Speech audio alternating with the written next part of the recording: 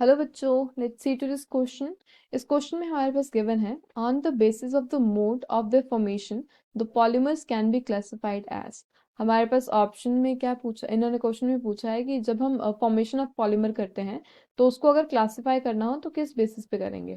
So option A says only additional polymers only, as additional polymers only, and B says as condensation polymers only, and C says as copolymers, and D says both additional and condensation polymers। तो normally क्या होता है कि जो हमारे polymer की formation है वो कैसे होती है।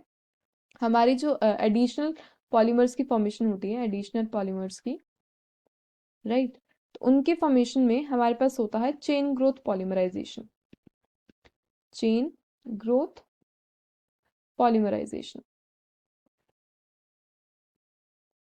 right?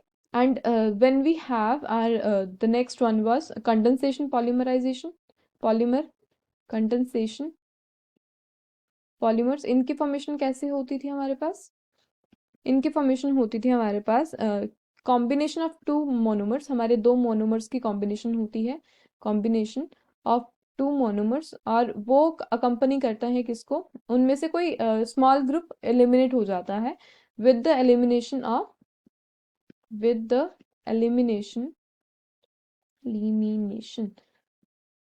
of small groups, right? Small groups, or you can say small molecules।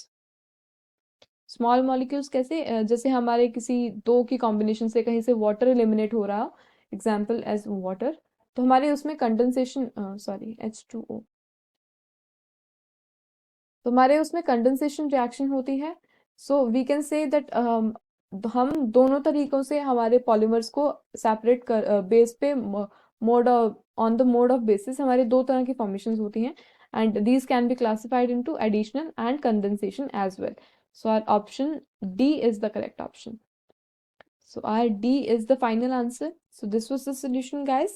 I hope you understand the concept. Thank you.